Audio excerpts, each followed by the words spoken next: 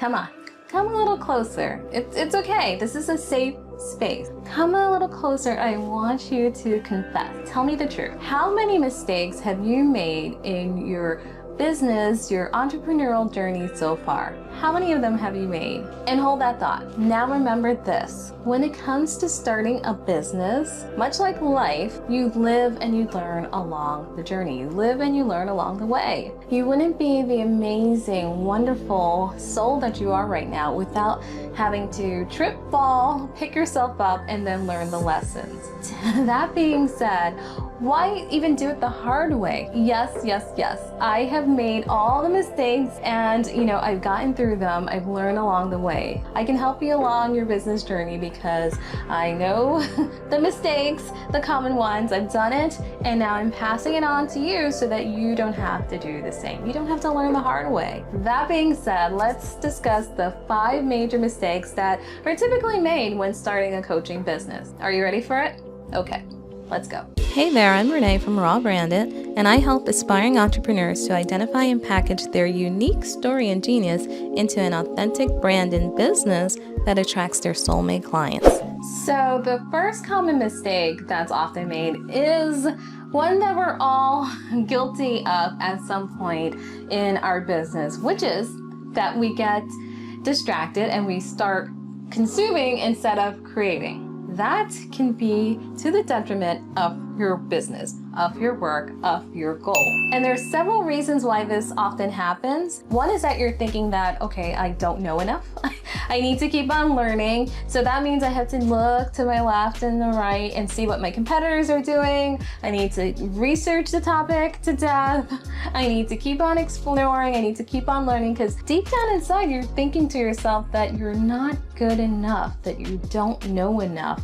So because of that, you get distracted comparing yourself. That's another thing, because this is, the pathway to comparisonitis, right? Because that's what will happen.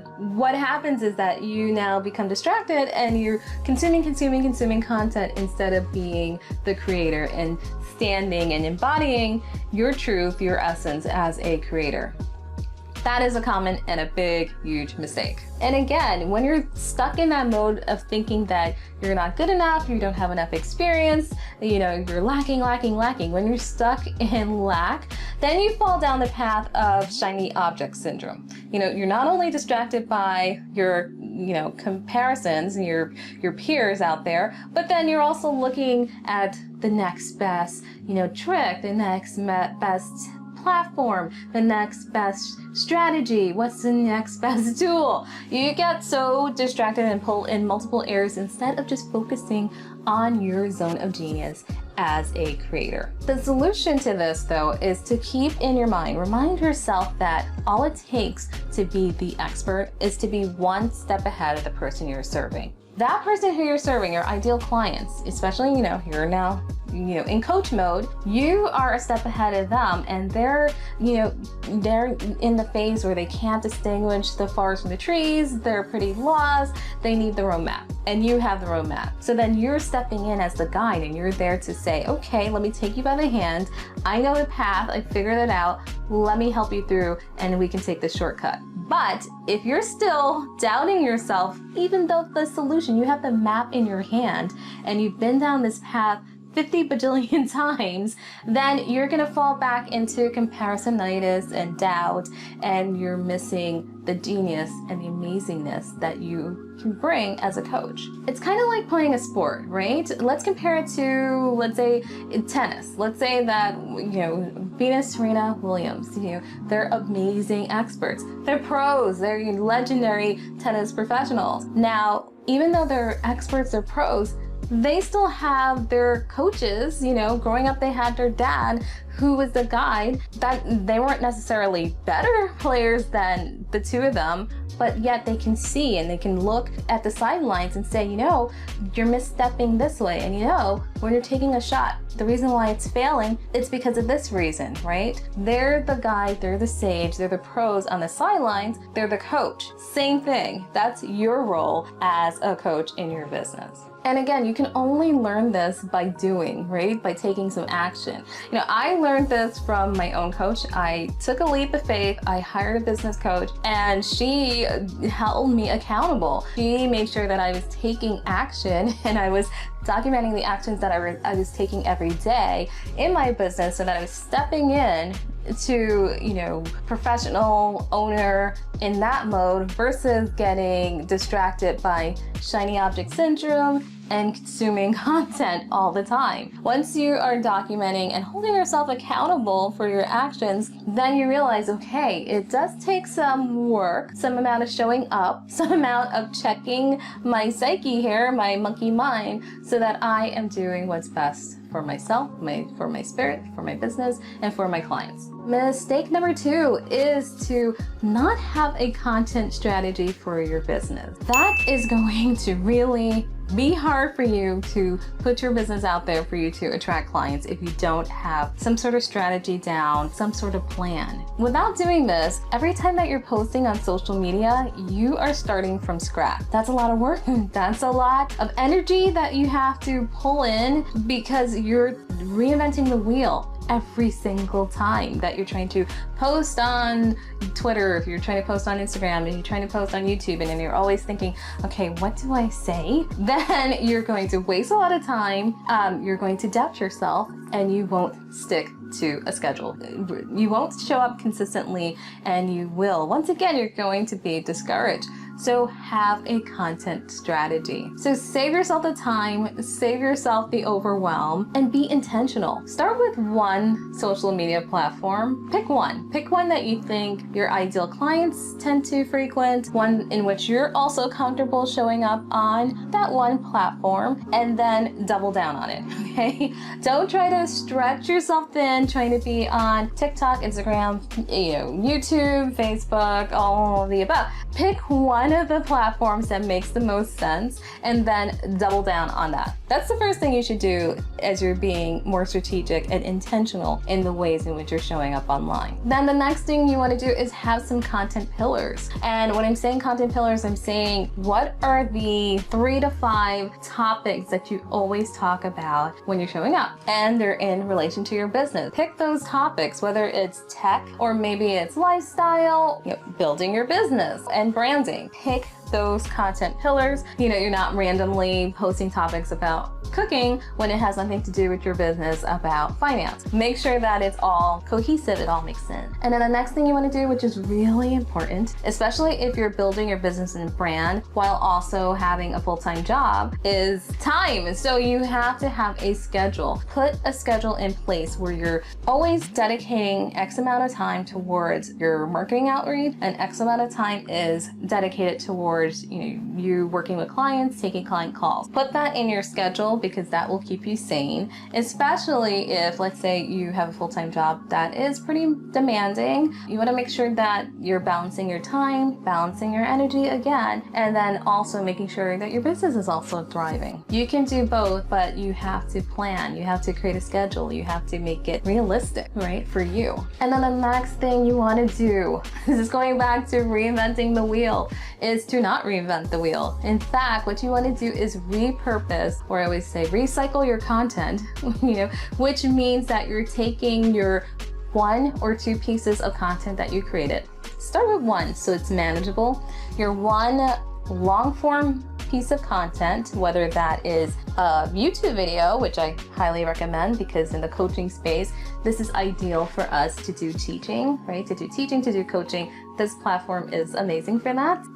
Pick that one platform for long form content creation. And then what you want to do is slice and dice that piece of content into multiple short form content, meaning you can take a long YouTube video like this, and as you've probably seen recently that I'm posting more snippets or more nuggets, I'm taking tips and I'm putting them out as YouTube shorts. For those who need the shorter form content and it makes more sense for them, they can get the little sound bites. But then if they want more and a deeper dive, then of course there's the longer video that we have here. So then you're showing up in 2 different ways. Similarly, once you manage your time, you're able to expand, you can then say, okay, I'll take another nugget from that video and I'll take that tip and I'll put that into an Instagram post.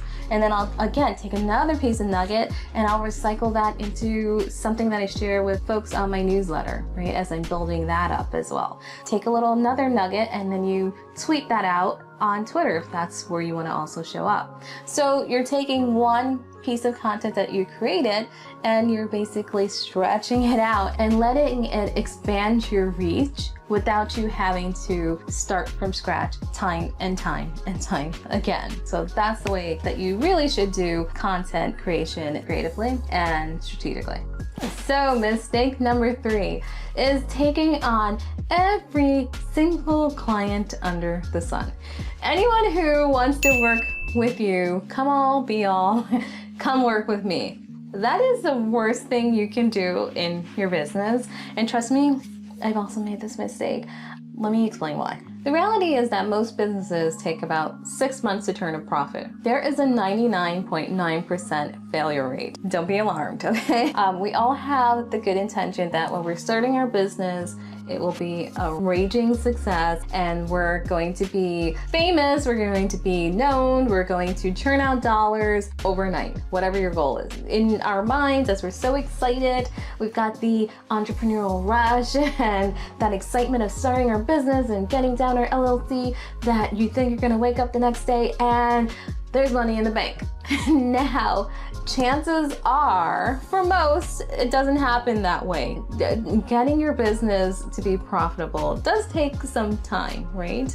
It takes some time, it takes some patience. But once you've got all the systems down, you have it all fine-tuned, there's an uptick. It just starts to have a domino effect in the good way. So back to being selective about your clients. I know when starting out, you will have the feeling that you want to take on every client under the sun.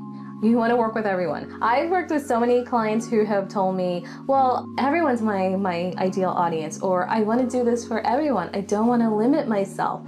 And I've always heard them and I realize their good intention, and what they're thinking is that my service is good enough for anybody and I don't want to limit myself. Now, the only thing is, in reality, not everyone is for everybody and not every service is for everyone, right? Which is why also not every coach is for every person. What I'm saying right now may resonate and be perfect. It may be ideal for one person, but I can say the same thing to someone else and it would go over their head. Now steps in another coach who says it in a different way. They have a different brand.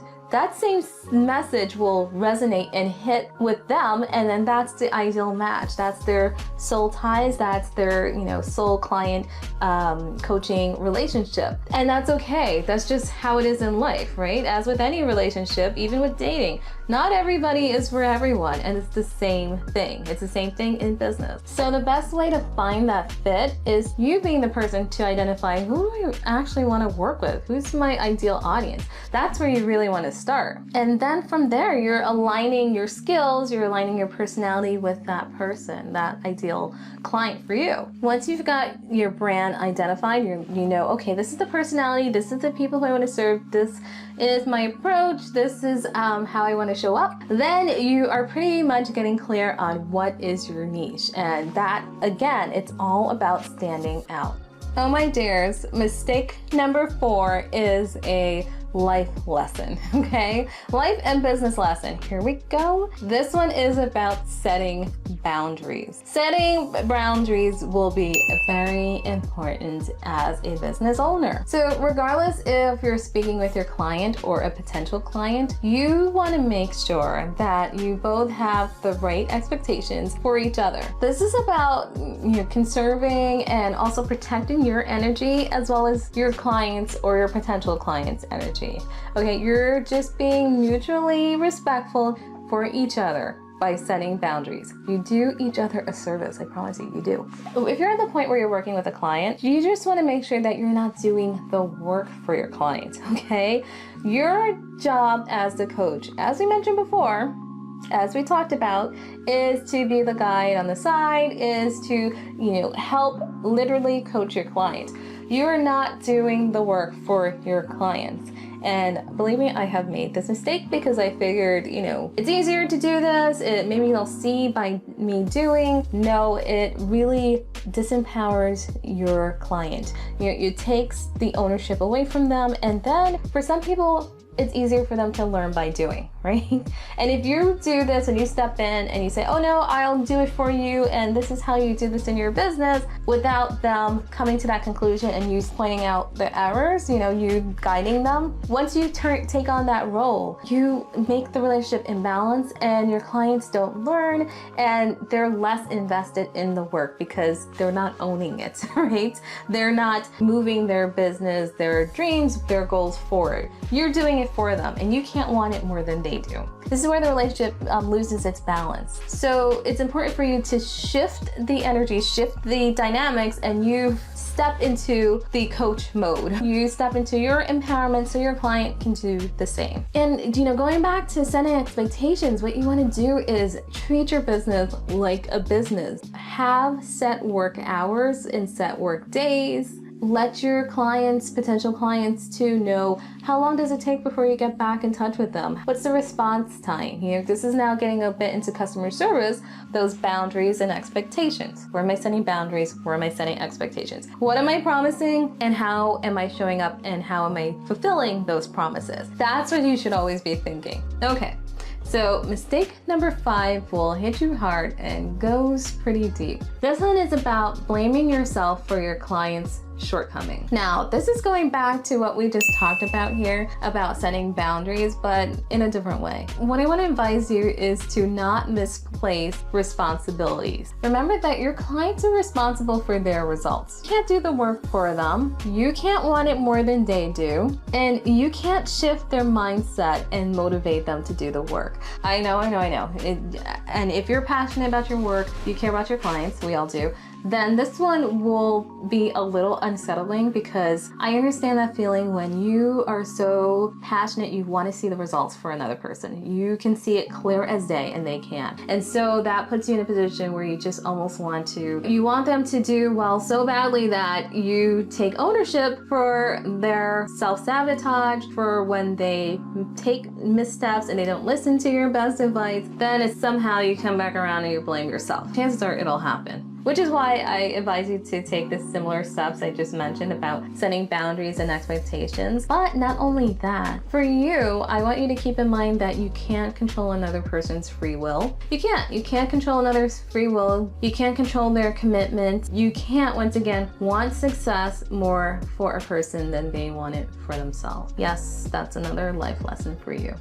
So going back to sports and the analogy of tennis and Serena Williams and her dad, growing up, do you think that her dad could step in and take the shot for her? No, he could not. He couldn't do it, and he couldn't want it more than she did. As passionate as he was, and he was really passionate about his daughter's successes, but at the end of the day, that hard work of how the outcomes would be and what would happen, that all fell onto them. They had to do the work, and so yes, we credit the coaches, we credit their parenting, but also big credits and kudos to them, because at the end of the day, when you're on the field, when you're on the court, when you're doing all of that, that's you doing it. It's not the coach. You have to do it. Again, keep that in mind as you're working with your clients and you're thinking about their outcomes and if you're putting blame and unnecessary stress on yourself. But given that, I want you to realize that this is where you do have power and control. Here's the thing. You can be that amazing guide. This is your position as a coach. This is what you're going to be known for.